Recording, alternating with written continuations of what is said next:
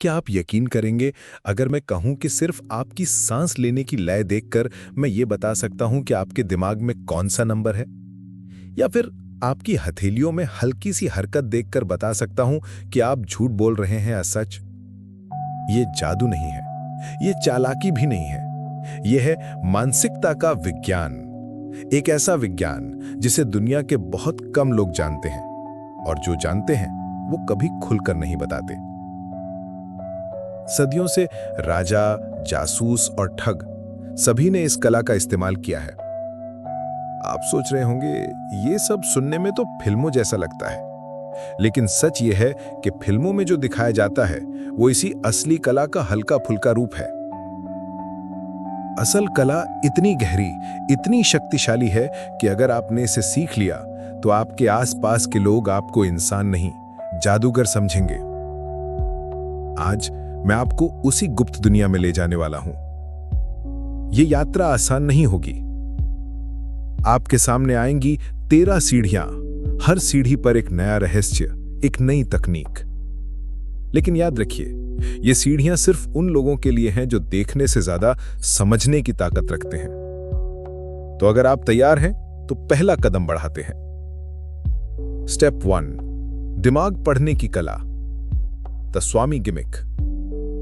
एक छोटी सी चीज जिसे देखकर आपको लगेगा कि ये तो कुछ नहीं कर सकती, लेकिन इसे सही तरीके से इस्तेमाल कर लिया तो आप किसी का भी दिमाग पढ़ सकते हैं। सोचिए, कोई दर्शक अपने मन में एक शब्द सोचता है, आप उसे छूते भी नहीं और फिर वो शब्द बोल देते हैं। टोनी कोरिंडा इस ट्रिक को स्वामी गिमिक कहते हैं, एक ऐसा गुप्त हथियार जो मेंटलिस्ट की जेब में हमेशा होता है। ये कदम आपको सिखाता है कि कैसे इंस्टेंट राइटिंग, प्रेडिक्शन और माइंड रीडिंग जैसी चीजें पॉसिबल होती हैं बिना ऑडियंस को शक हुए। स्टेप 2, कागज और कलम का जादू। सोचिए, कोई आपको एक बंद लिफाफा देता है जिसमें एक प्रेडिक्शन है। शो शुरू होने से पहले ही आपने लिख दिया कि उस व्यक्ति का चुना हुआ कार्ड कौन सा होगा, और जब वो लिफाफा खोला जाता है तो वही कार्ड निकलता है।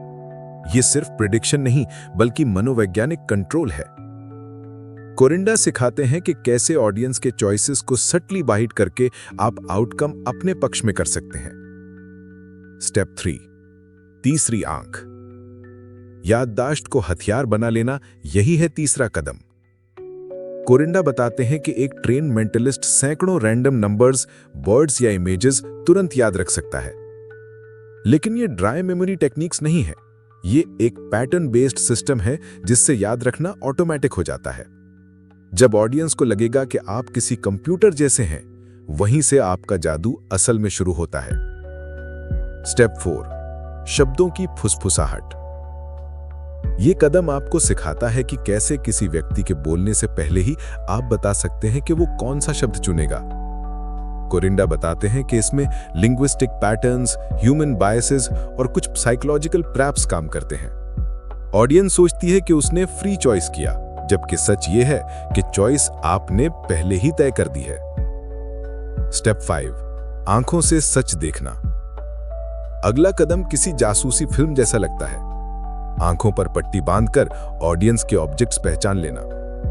लेकिन यहां ट्रिक में असल ताकत मिसडायरेक्शन और टच रीडिंग में होती है। कोरिंडा बताते हैं कि कैसे सटल क्यूज से आपको ऑब्जेक्ट की जानकारी मिल सकती है बिना देखे। स्टेप 6, सवाल पूछो, सच जानो। यह मेंटलिज्म का दिल है। दर्शक चुपचाप अपने सवाल एक कागज पर लिखते हैं, मोड़कर आपको देते हैं और फिर आप बिना खोले उनके जवाब दे देते हैं। कोरिंडा दिखाते हैं कि कैसे एक परफेक्ट Q&A एक्ट से आप लोगों को यह यकीन दिला सकते हैं कि आपके पास सुपर नेचुरल पावर्स हैं। और अब आपकी यात्रा का आधा हिस्सा पूरा हो चुका है। आपने वो 6 सीढ़ियां चढ़ ली हैं जो आम इंसान की पहुंच से बाहर है। लेकिन आगे जो आने वाला है वो सिर्फ मेंटलिज्म नहीं, वो है पावर का असली रूप। अगर आप सच में तैयार हैं तो हम अगली सीढ़ी पर कदम रखेंगे। आप तैयार हैं? तो अब हम पहुंच रहे हैं उस मुकाम पर जहां मेंटलिज्म सिर्फ एक कला नहीं बल्कि आपके व्यक्तित्व का हिस्सा बन जाता है।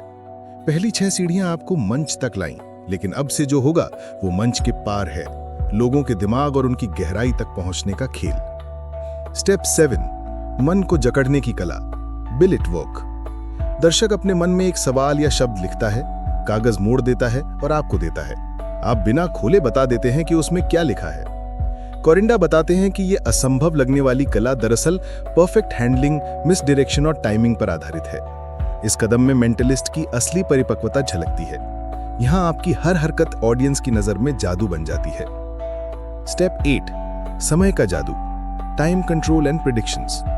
सोचिए आप शो की शुरुआत में कहते हैं कि आज ठीक 9:17 पर एक अजनबी मेरे पास आकर एक खास वाक्य बोलेगा, और फिर बिल्कुल वैसा ही होता है।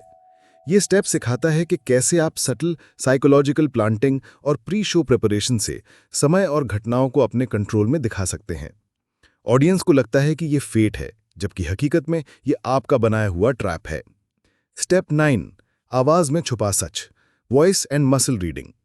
ये एक ऐसी स्किल है जो मेंटलिज्म को असली लाइफ में भी खतरनाक बना देती है। कोरिंडा बताते हैं कि सिर्फ किसी की आवाज की ऊंच नीच, सांस की लय और शरीर की हल्की सी हरकत से आप उनके मन की बात पकड़ सकते हैं। ये कोई ट्रिक नहीं, बल्कि इंटेंस ऑब्जर्वेशन का नतीजा है। इस स्टेप पर पहुंचकर आप लोगों के झूठ और सच में फर्क कर सकते हैं, बिना किसी पॉलीग्राफ मशीन के। स्टेप 10, मानसिक जाल। ये स्टेप मेंटलिज्म का वो पहलू है जिसमें ऑडियंस को लगता है कि चॉइस उनकी है, जबकि चॉइस आपके हाथ में होती है। कोरिंडा समझाते हैं कि कैसे आप विजुअल क्यूज, रेपिटेशन और सटल एम्फोसिस से किसी का दिमाग एक खास ऑप्शन की ओर धकेल सकते हैं। ये सिर्फ मंच पर ही नहीं, बल्कि बातचीत और नेगोशिएशन में भी काम आता है। स्टेप 11, मानसिक गणित। दर्शक 20 रैंडम नंबर बोलता है और आप तुरंत उनका टोटल बता देते हैं, या फिर ऑडियंस को लगता है कि आपने इम्पॉसिबल कैलकुलेशन कर दी, जबकि असल में आपने कैलकुलेशन को एक अलग सिस्टम में बदल दिया। ये स्टेप सिखाता है कि कैसे मेंटल एजिलिटी को शोमैनशिप के साथ मिलाकर ऑडियंस को दंग किया जा सकता है। स्टेप 12, मन पढ़ने का क्लाइमैक्स। ये स्टेप 2 लोगों की टीम के साथ परफॉर्म होता है। एक व्यक्ति स्टेज पर ऑडियंस के साथ इंटरैक्ट करता है और दूसरा दूर खड़े होकर उनके सोचे हुए ऑब्जेक्ट्स, वर्ड्स या नंबर्स बोल देता है। कोरिंडा बताते हैं कि इसके पीछे एक गुप्त कोडिंग सिस्टम होता है जो इतना नेचुरल लगता है कि ऑडियंस को लगता है कि ये टेलीपैथी है। ये मेंटलिज्म का वो पल है जहां शो क्लाइमैक्स तक पहुंचता है। स्टेप 13, शक्ति की अंतिम सीढ़ी। और अब वो सीढ़ी जहां आप सब कुछ एक साथ बुनते हैं। कोरिंडा इस स्टेप में सिखाते हैं कि कैसे आप एक पूरे मेंटलिज्म शो को डिजाइन करें, शुरुआत से लेकर क्लाइमैक्स तक, बिना ऑडियंस को एक पल के लिए भी डिसएंगेज होने का मौका दिए। ये स्टेप सिर्फ ट्रिक्स का मिक्स नहीं, ये आर्ट, साइकोलॉजी और परफॉर्मेंस का परफेक्ट ब्लेंड है। यहीं पर मेंटलिस्ट एक परफॉर्मर से लेजेंड बन जाता है। अब आपने टोनी कोरिंडा के 13 स्टेप्स टू मेंटलिज्म की पूरी यात्रा पूरी कर ली है। ये सिर्फ ट्रिक्स नहीं, बल्कि वो सटल वेपन्स हैं जो आपको भीड़ में अलग बनाते हैं। और सबसे बड़ा रहस्य ये है कि जितना ऑडियंस आपको देख रही होती है, उससे कहीं ज्यादा आप उन्हें देख रहे होते हैं। किताब कथा के इस कार्यक्रम में आपका एक लाइक, एक कमेंट और एक सब्सक्राइब हमारे लिए सिर्फ बटन दबाना नहीं, बल्कि एक नया धागा जोड़ना है। तो आइए इस कहानी को और आगे ले चलें, साथ मिलकर।